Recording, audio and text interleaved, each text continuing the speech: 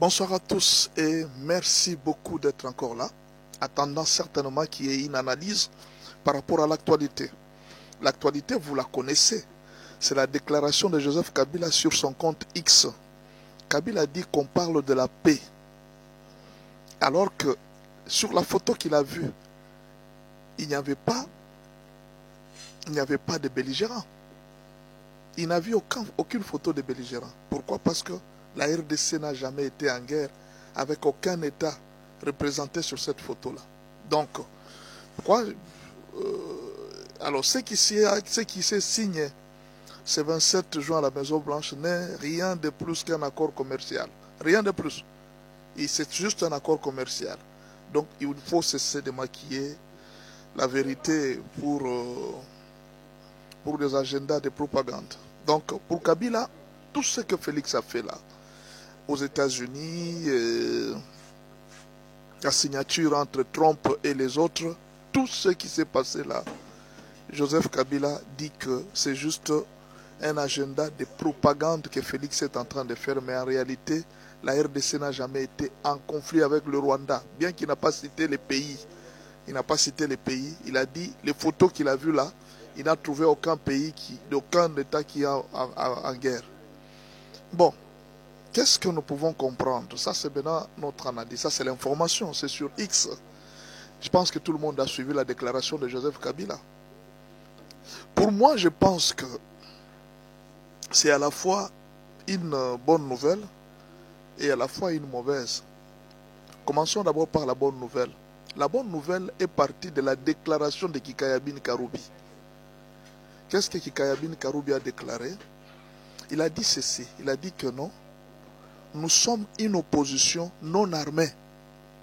Or, une opposition non armée, c'est par des attaques. Cette déclaration qu'il a faite, même Fayoulou à Kinshasa l'aurait faite. Fayoulou l'aurait faite. Tous les opposants d'ailleurs, ils disent presque la même chose. Ils n'ont jamais été d'accord avec il y a Fayoulou qui a même déclaré ça. Et qu'est-ce que Fayoulou a dit? Il a dit que tout ça, cet accord-là, Tshisekedi est en train de vouloir faire asseoir son pouvoir pour qu'il s'éternise au pouvoir. Fayoulou l'a déclaré. C'est-à-dire, ce que Kabila a fait, c'est ce que tous les opposants sont en train de déclarer. C'est une bonne nouvelle dans quel sens? C'est comme si Kabila vient d'annoncer qu'il vient de quitter la politique, la guerre, l'armée. Il vient de laisser la guerre, il veut maintenant entrer dans la politique active. Il veut devenir opposant. Au fait, c'est un moyen de s'afficher comme opposant de la République. Donc, c'est une entrée officielle de Joseph Kabila en quittant l'armée vers l'entrée politique. C'est cette transition-là qu'il faut comprendre. Donc, ce n'est pas une déclaration. Bon, en fait, vous ne pouvez pas me dire que Kabila ne connaît pas que la RDC est agressée par le Rwanda. Il a été président, il sait la vérité. Kabila ne sait pas qu'il y avait des militaires rwandais qui sont entrés à Goma. Est-ce qu'il ne sait pas? Il le sait. Kabila ne sait pas que toute la communauté internationale, avec des satellites à l'appui, ont vu des militaires rwandais entrer à Goma. Il le sait. Mais s'il dit ça, ce n'est pas qu'il ignore la politique. Mais en politique, on ne donne pas de cadeaux. Ce qu'il fait là, c'est une annonce pour dire au monde que je suis maintenant devenu un opposant politique et non un opposant militaire. En fait, c'est l'image qu'on a donnée de Kabila qu'il veut changer. Il a voulu changer cette image d'ailleurs depuis la déclaration de Muyumba. C'est un moyen pour montrer que nous ne sommes pas une opposition armée, mais nous sommes une opposition politique. C'est juste ça qu'il faut comprendre. Mais ce n'est pas qu'il a nié tout ce qu'il sait. Kabila, bon, je sais pas, il a été ancien président, il connaît comment les accords se font. Jusque-là, la RDC n'a pas encore fait des accords commerciaux avec les États-Unis. Il n'y a pas des accords commerciaux. Est-ce qu'on a signé là les accords commerciaux? Dans tout ce qu'on a lu comme document, est-ce que Kabila a trouvé, quand on parle des engagements des militaires rwandais, quand même Olivier Ndongo-Indire a reconnu que non, nous allons faire un effort pour retirer nos soldats. Est-ce que Kabila n'a pas suivi? Il a suivi. Mais le problème, c'est que les gens lisent mal les faits. Ce n'est pas qu'il n'a pas, il sait. Mais en réalité, il sait. Même tous les opposants de Kinshasa, de Félix Tshisekedi, ils savent que cet accord est bon. Mais en politique, un opposant n'accepte pas ce que le pouvoir fait. Même l'UDPS a utilisé la même politique. Même quand Kabila a fait les 5 chantiers, l'IDPS en opposition n'acceptait pas. Il dit quels 5 chantiers ils vont faire. En fait, c'est ça la bonne nouvelle. C'est une entrée fracassante, une entrée officielle de Joseph Kabila dans l'opposition non armée. Donc, si Kabila cesse les armes et qu'il se donne à l'opposition non armée, c'est une bonne chose. Mais si ce qu'il avait pris comme avant, alors, en quoi il y a une mauvaise chose? La mauvaise chose, c'est que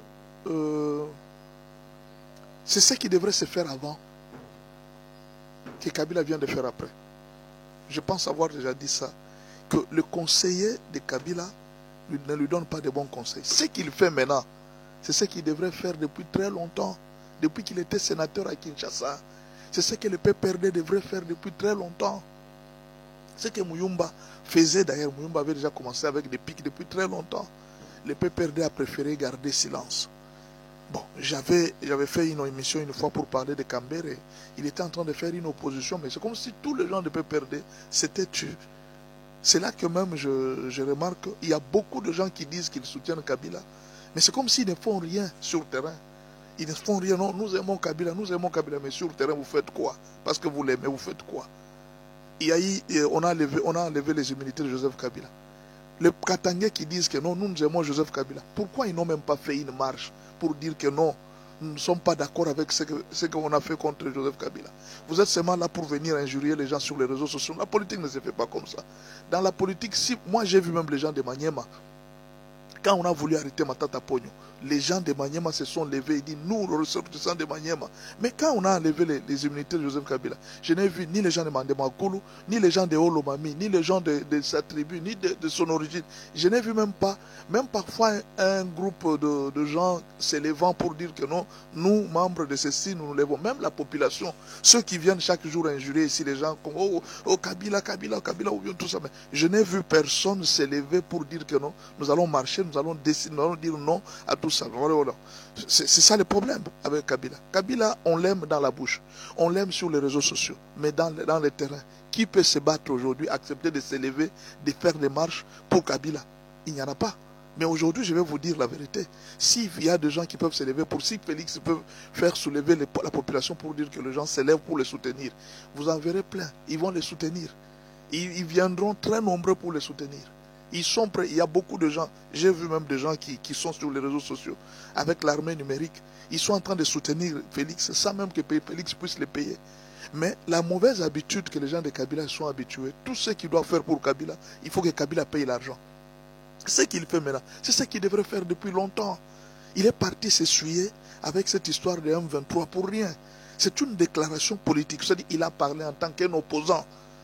Et c'est une annonce qu'il dit que, mais malheureusement, c'est venu trop tard. C'est comme si le peuple congolais lui a déjà donné un certain cachet. Et c'est déjà trop tard pour qu'il puisse récupérer.